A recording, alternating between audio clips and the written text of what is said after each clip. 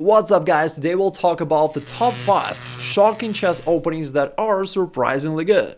And coming in number 5 is the rarest opportunity where against the Caro-Kann defense you can use the variation where you play 10 pawn moves in a row. I'm unaware of any other opening or game where you can possibly use this. So you start off with the advanced variation.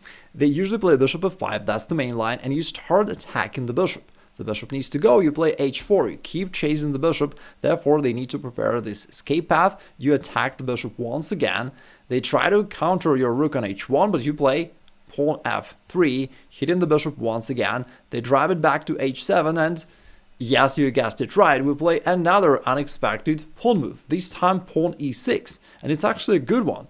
We want to blockade his development and we're willing to sacrifice a pawn.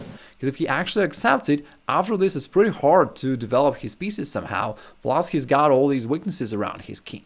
Therefore, many of your opponents will play queen d6, trying to avoid that situation, and also after this trade, they're ready to counter you with this check.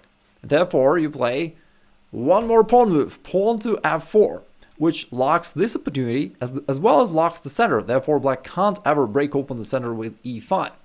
And although at first it looks like you haven't yet learned how chess pieces move, in reality you are actually better. Computer gives it +1 for white, you're going to bring your knight out somewhere there, his king is exposed, you have space advantage, and you've got actually a great game. Coming in number 4 is a nightmare variation, where you've got two horses that are absolutely out of control. And it starts right from the get-go. You move the knight to e2. Now, the move looks absurd as you block your bishop, you block your queen, but it actually makes some sense because if you play d4 or f4 on the next move, then after the trade, your knight is likely to return back into play. Now, at this point, many of your opponents will play knight f6, trying to develop as well as to counter this pawn, but again, we are playing some unhinged chess, so we're not going to care, we play f4. So it's sort of a prepared king's gambit, like you don't want to sacrifice a pawn, so you just prepared it by playing knight e2 first. Now, what do they do here? Well, they can capture one of your pawns, either this one or this one. If they take on e4, that's not a problem, you can kick the knight out, and after that get back your pawn, and you have a good position. If instead he trades on f4, that's okay, you recapture. And now, there is a super tempting error that the majority of your opponents will fall for, it is knight takes e4, because they see that there is a free pawn, plus you're playing weird chess so far, and if they don't take it, they might be worried that you can push the pawn forward and chase away their knight. But of course, they're happy, like they're hungry, and they wish to grab the pawn. But that is already a losing error. It's a mind-boggling variation, like there is no way to explain logically why it works out for white. I don't know, I'm a grandmaster, I have no idea. You play queen e2 here, and because of this pin, he is basically done. Like, he could defend the knight somehow, but then you can just play d3 and take it anyways, because the knight is pinned. The only way to try to get out of this for him would be playing queen e7, trying to neutralize the pin. But then, remember, it's a nightmare variation, so you horse around and play knight to d5. This time we're hitting the queen, plus this pawn on c7, and he still needs to guard this knight on e4. The only move to do all that is to play queen e5, and after this you use another tactics, you play knight c3, which is a double something. I mean, it's not a double attack because you attack this knight and you defend this one. I don't know how to call it, you may come up with something. Now, what can he do? And you still threaten something like pawn d3 if you need one more attacker. And the knight is still pinned, by the way. Now, I think the most played move by them is pawn c6, where they try to counter you, attack you. So they think, okay, you're going to take this one, I'm going to take on d5. But you've got something prepared. You play d4.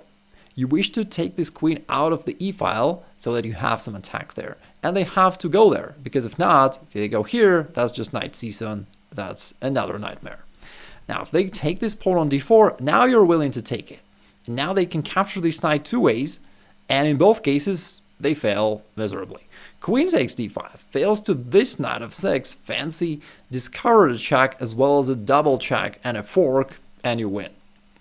If instead they capture by a pawn, then it leads to another super spectacular variation. You play knight d6 with this double check. If it's a double check, he's got to move the king. Now you have another surprise, queen e8. All of a sudden, you visit his king with a non-friendly visit, And after the king runs, you then play knight b5. We have this nice round trip for a knight, and this time it's forking the king and queen. The king needs to move, and now, as you know, it's never too late to spoil a good game. Don't take this queen. If you do that, that's going to be a devastating arrow. Because in this case, they're going to play bishop b4, and all of a sudden that turns the situation around. So don't do that. Let's take it back. Instead, you've got this queen d8 check. It turns out that not only their queen is in danger, but also their king. And after the king moves, now you play knight takes d4, but there is a big difference. Now, not only you capture their queen, but all of a sudden it is actually a check to their king and nearly a checkmate delivered by a bishop that did nothing throughout the entire game. I've told you, this is an absurd variation from beginning till end. There is no way to explain this logically. But your bishop, that's not been taking part in the game at all of a sudden is nearly checkmating them. b5 is the only move, and now there are many ways to win, of course. You can take here, here. The quickest is queen c7, restricting the king, and on the next move after whatever, bishop takes b5, checkmate. Comedy number 3 is a Blackmar-Demer gambit, where all of a sudden you sacrifice one pawn, and then on the next move you sacrifice the other pawn for reasons unknown. By the way, today we're talking about shocking openings for white. If you enjoy this and would like a continuation, you may vote for it. You may let me know that you want this continuation. Hit a like for this video, and if we get to 3,000 likes, I will record that continuation. So basically, while some people are wondering whether to vote for Harris or Trump, you can vote for ridiculous chess openings. All right, let's continue. So here after you play bishop e3, you hit the queen, and it turns out that you wish to sacrifice those couple pawns in order to get a lead in development. And while a computer may not like this and may tell you that it is bad for white, in reality, your opponents are now 3,500 rated engines, even though Kravnik might argue. The reality is you're having this nice attacking position, and it's easier to attack than to defend. In most cases, even if your opponents don't fall for this trap, they will anyway have to survive a pretty strong attack. Now, they might wish to play queen b4, attacking this pawn, and if you castle, it looks like bishop g4 just wins the game due to this skewer. However, here you have a completely mind-boggling refutation. You don't move the queen at all. Instead, you play knight b5. You let him actually capture it, and it's the most played move. But after this, you just play knight takes c7, and all of a sudden, it's a checkmate. Now, if we take it back, even if your opponent noticed the threat and tries to do something about that, it's still not easy to come up with any meaningful idea. Let's say they try pawn e5, providing this escape square for the king. Then you still take, checking the king needs to move, and now the situation remains to be tensed, as indeed you're attacking them, but they're also attacking you. So what do?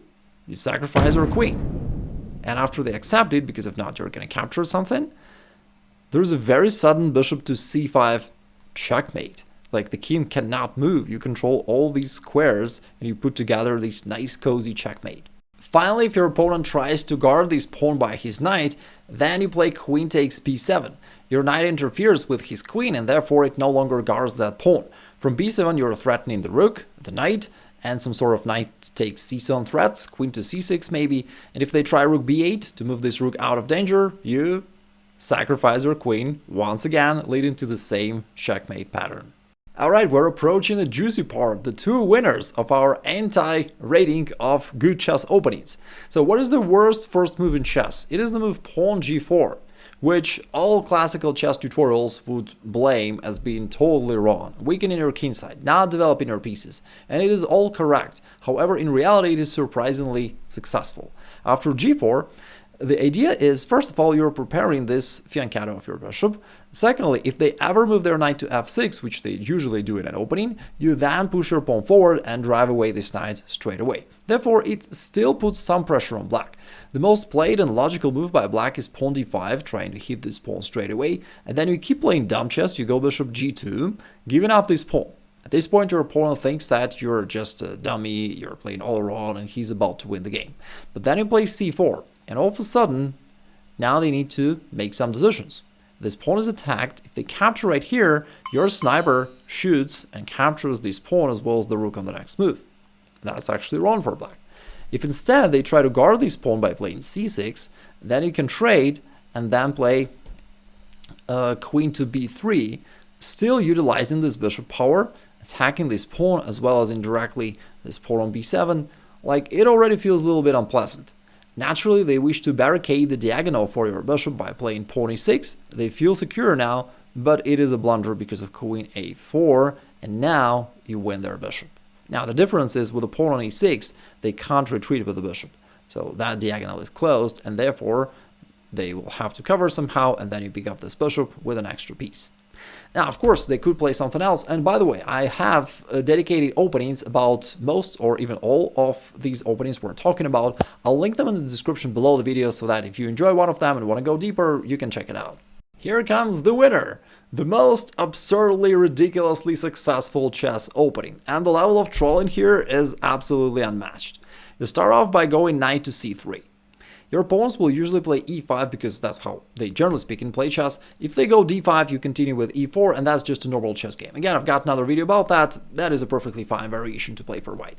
Usually they'll play e5, and then madness begins. You play pawn f4, giving up this pawn for no reason, weakening your king, therefore they capture it, but you don't stop here. You play king to f2. And to those of you who recognized, this is actually a reversed dubious gambit. You play with white with an extra tempo, which confuses your opponents, and they're unaware of the dubious gambit anyway, but here you're also using it as white. Now, what can they do? Now, that certainly feels like trolling. You just move your king forward and expose it. They wish to attack it, but how can they do this?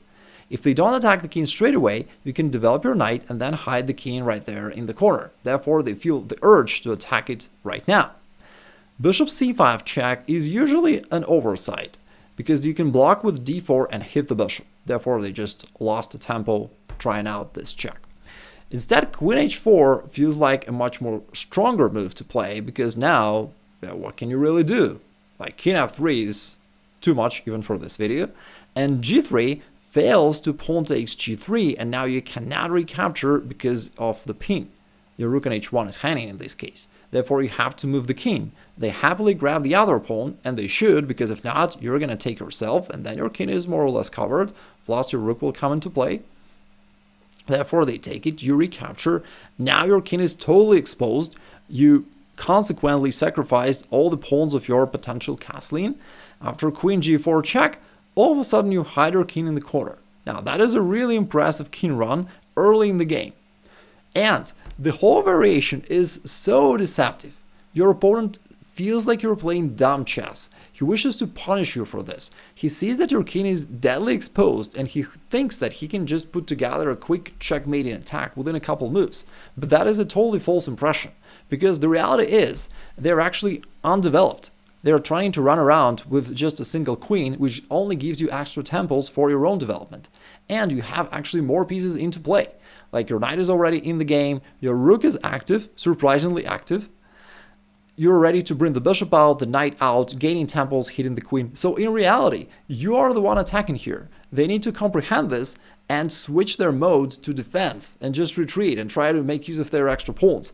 But it's extremely hard to comprehend that. And they'll usually try to checkmate your king.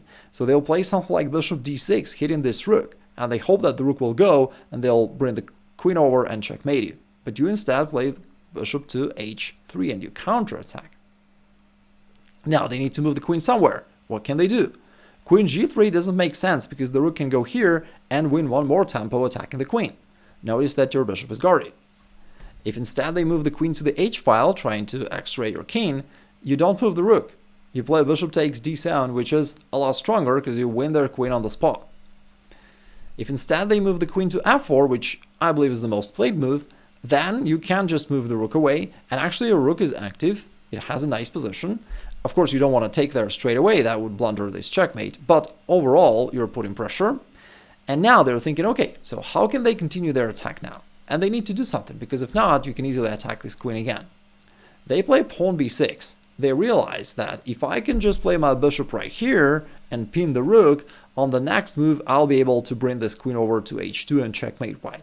Now, certainly that all feels good in their dreams, but in reality, it's not going to happen. You play d4, and at this point, many of them will play bishop b7, overlooking the fact that their queen is hanging. That would be one more way for them to blunder it. But even if they move it, it's actually too late for them to turn back. Now you're already dominating. If queen moves, then you go e4, and you're taking over. Now you've got strong center. You attack this pawn, e5 is coming, this queen is still vulnerable, and if they play bishop b7, and they do play it usually, you go bishop g5, and all of a sudden the queen is trapped yet again. As I mentioned earlier, with this opening, the level of trolling is unmatched, and you're literally pushing your opponents out to solitaire. While all these openings are successful statistically, they'll only work out for you if you know how to find attacking moves and calculate them properly. If you wish to get better at this, head to my free masterclass by clicking the link up there. Also, if you want to find out your current chess level as well as to see the way to improve that, check out this video right there.